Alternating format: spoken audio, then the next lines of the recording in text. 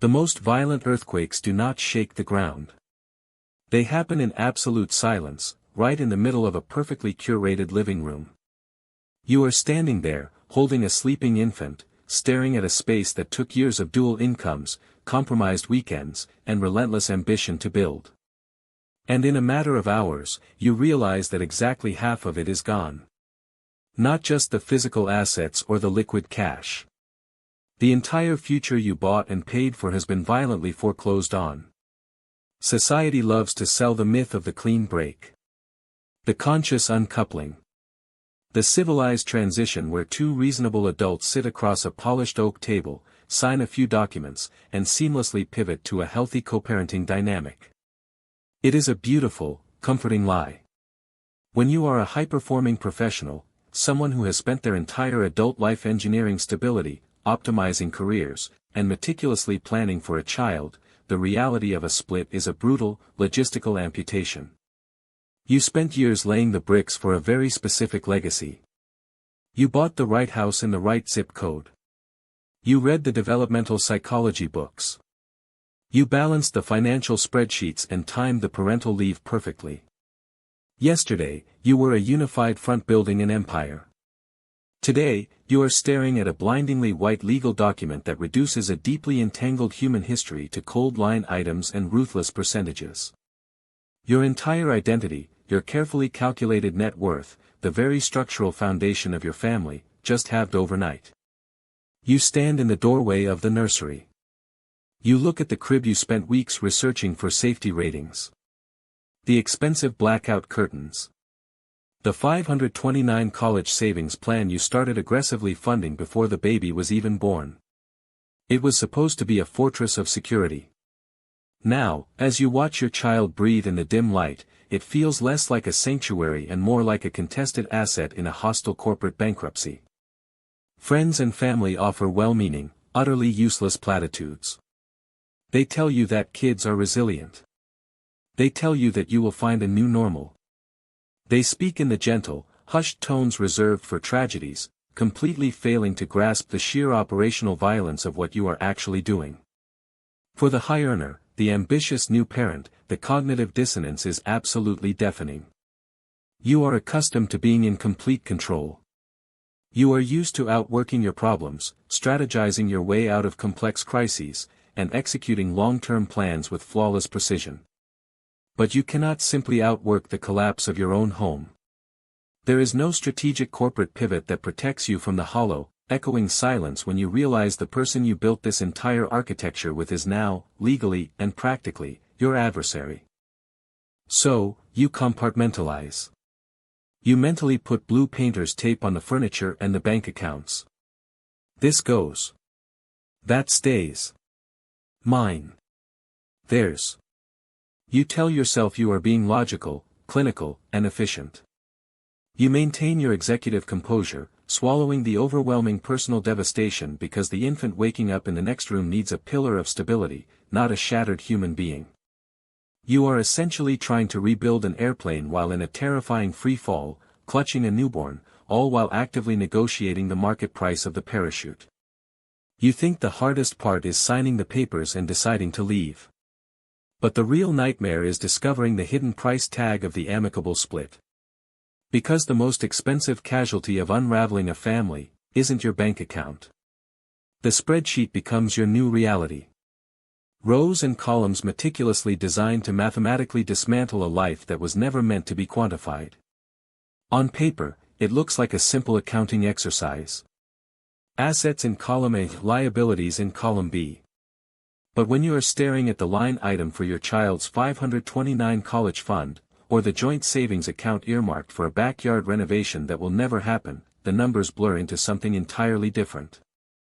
You are not dividing cash. You are dividing the ghost of your future. You sit in mediation, usually in a sterile room with terrible fluorescent lighting, and you try to act like a rational executive negotiating a corporate merger. You discuss the equity in the primary residence with a flat, emotionless voice. You calculate the depreciation of the family SUV. You barter over the parenting schedules like they are high-stakes trade commodities.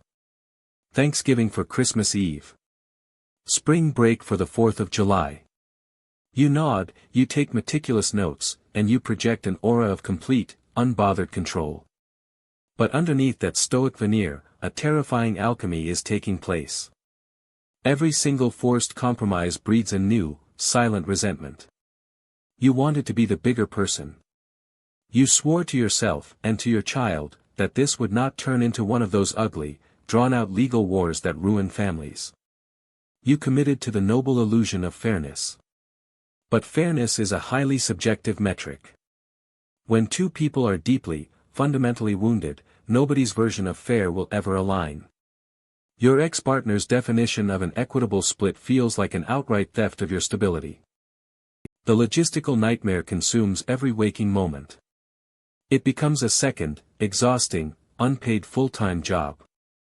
You are untangling shared credit cards, deciphering who actually owns the airline miles, and realizing that the custom dining table you bought together is now a radioactive symbol of everything that failed. You find yourself fighting over trivial household items, not because you actually want the physical objects, but because you desperately need a victory.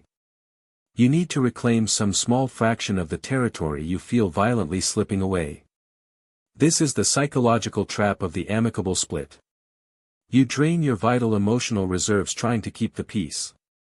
You agree to financial and custodial terms that slowly hollow you out, all while convincing yourself it is absolutely necessary for the psychological safety of your child. You rationalize the endless concessions. You tell yourself that the money does not matter, that you are a high earner, that you can always rebuild your wealth. But the resentment does not care about your logical rationalizations. It compounds quietly in the background, like a debt collecting interest. It builds into a physical pressure in your chest when you realize you will only wake up in the same house as your baby exactly 50% of the time. It spikes into pure, unadulterated fury when you pack a small duffel bag of toddler clothes, perfectly folding the tiny shirts, only to hand it across the threshold of a neutral drop-off zone.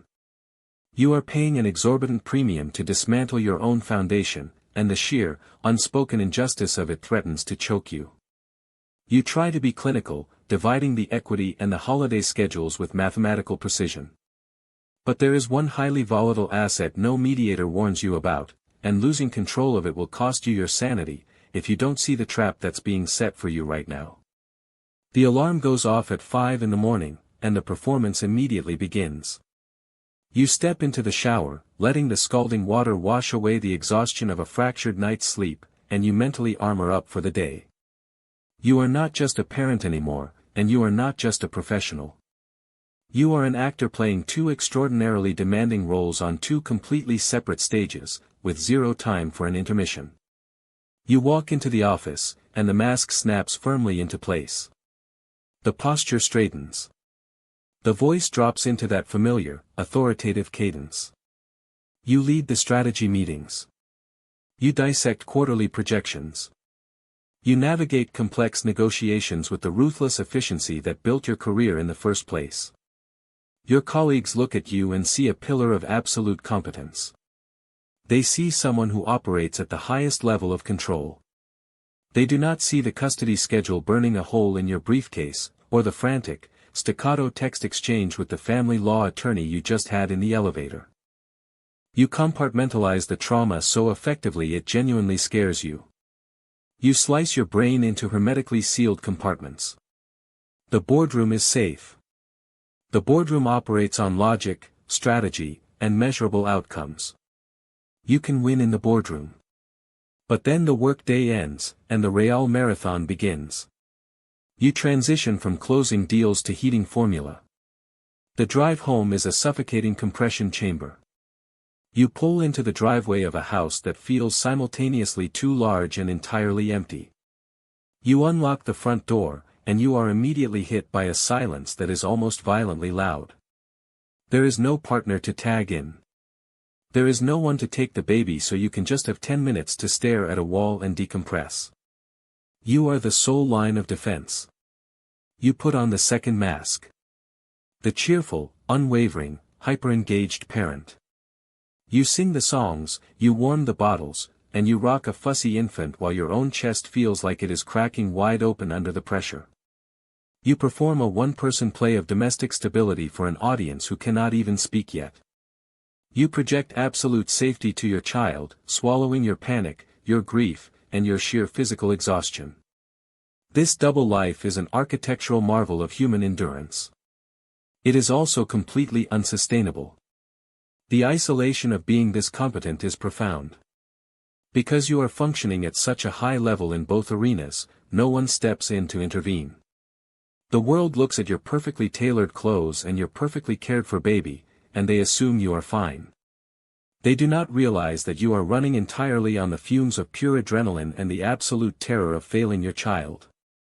Every night, after the crib is finally quiet, you sit alone in the dark.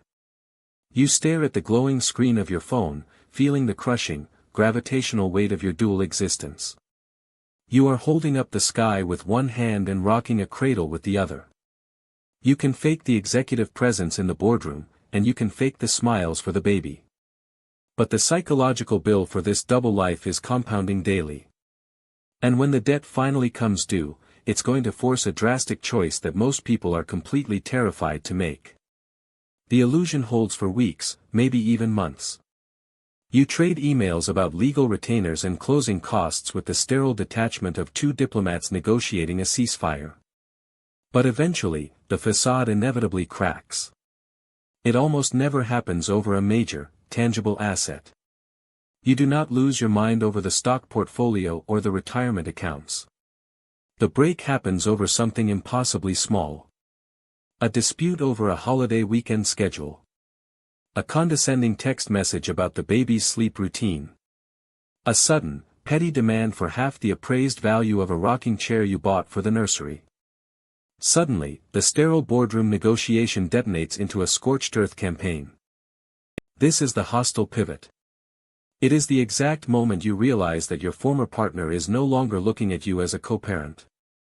They are looking at you as a liability that must be aggressively mitigated. Every conversation becomes a trap, a calculated maneuver designed to establish a legal precedent. The person who once anchored your entire world, who knows your deepest vulnerabilities and insecurities, is now meticulously weaponizing them to secure a strategic advantage in a custody arrangement. You feel a cold, blinding anger that defies all of your executive training. It is not a loud, screaming rage. It is a quiet, terrifying hypervigilance. You realize that your child's future, their access to resources, their emotional baseline, their daily routine, is tethered to someone who is actively trying to dismantle your leverage. Fear is a potent accelerant. When combined with heartbreak, it turns negotiations shockingly petty. The family law system is a massive industrial machine that runs entirely on this specific brand of fear, and you are now caught in its gears. You find yourself trapped in an absurd, expensive loop, paying an attorney a premium hourly rate to litigate the fate of a crib mattress or a high-end stroller. You are bleeding capital, both financial and psychological, just to prevent the other side from scoring a perceived victory. You justify the warfare because you feel backed into a corner. You tell yourself you are defending your child's standard of living. You are fighting to build a firewall around the life you promised them. But this is the ultimate, devastating trap of the untangling process. The resentment metastasizes, completely poisoning the foundation of the new reality you are desperately trying to establish. You become so consumed with defending your territory that you allow the wreckage of your dead relationship to dictate your daily operations. You are spending your most valuable, finite resources, your cognitive bandwidth, your emotional availability, your executive function, relitigating a past that simply no longer exists. The hostility becomes a heavy, suffocating atmosphere that you carry into every room. It leaches the joy from the precious, limited hours you have with your baby. You are physically sitting on the floor, stacking wooden blocks, but mentally, you are locked in combat, drafting a scathing rebuttal to an inflammatory email. The battle becomes all-consuming, erasing the very person you were trying to protect in the first place. The anger breaks you down until there is absolutely nothing left. But hitting zero is exactly what you need. Because the only way out of this toxic cycle isn't closure, and it certainly isn't forgiveness, it's a completely ruthless, mechanical strategy that almost no one has the courage to execute. The strategy is radical acceptance, executed with the cold, unfeeling precision of a corporate restructuring. You must stop trying to win the separation. Winning is an emotional concept rooted entirely in the past, and you can no longer afford to invest a single additional ounce of your cognitive capital into a bankrupt enterprise. You are going to start treating your former partner not as a bitter enemy to be defeated, but as an external, uncontrollable variable to be managed. Like a sudden spike in inflation. Like a shifting macroeconomic condition. You do not argue with market conditions. You do not write them angry emails. You adapt your daily operations to permanently neutralize their impact. This requires an absolute, ruthless severing of the emotional supply line. You stop drafting multi-paragraph defenses of your character. You reduce every single communication to a clinical, binary exchange of logistical facts regarding the infant. Yes. No. The drop-off is at 5. You offer 0 explanations and demand 0 apologies. You strip all the oxygen from the conflict, systematically starving the resentment until it simply collapses under its own irrelevance. This is not about achieving some enlightened state of forgiveness. Forgiveness is a luxury you do not currently have the time for. This is strictly about operational efficiency and reclaiming your sanity. Once you neutralize the external drain on your energy, you turn inward and begin the actual architecture of reconstruction. You stop mourning the halved net worth, the lost equity, and the curated real estate. That capital is gone, and grieving it only delays your recovery. You are now the sole architect of a new, sovereign entity. You audit your remaining assets with complete objectivity. You consolidate your focus. You build a new, impenetrable financial model that relies entirely on your own earning power, insulated forever from the chaos of shared accounts and conditional stability. You quickly realize that true leverage is not having the larger house or the better vacation schedule. True leverage is possessing an unshakable peace of mind that no one can ever legally petition for. You design an entirely new legacy for your child. It will not look like the pristine, dual-income blueprint you originally drafted. It will be something infinitely stronger. You create an environment where your child experiences absolute, predictable calm the moment they cross into your jurisdiction. You do not overcompensate for the split with extravagant gifts or frantic, manufactured joy. You simply offer them the quiet, steady presence of a parent who has completely mastered their own internal environment. You teach them resilience not through empty platitudes, but through the silent, undeniable observation of your own survival. The transition is brutal, but the clarity that follows the destruction is profound. The massive volume of energy you used to burn just trying to hold a fractured life together is suddenly redirected into your own autonomous growth. You finally start sleeping through the night. The sharp, suffocating panic in your chest is replaced by a cold, quiet, undeniable strength. You realize that the absolute worst-case scenario has already happened, and it did not break you. It simply cleared the board. You will survive the untangling, and you will rebuild the foundation. But once the dust settles and you finally stand alone in the quiet of your new life, you have to face the most terrifying, exhilarating question of all: now that the space is entirely yours, who are you going to become?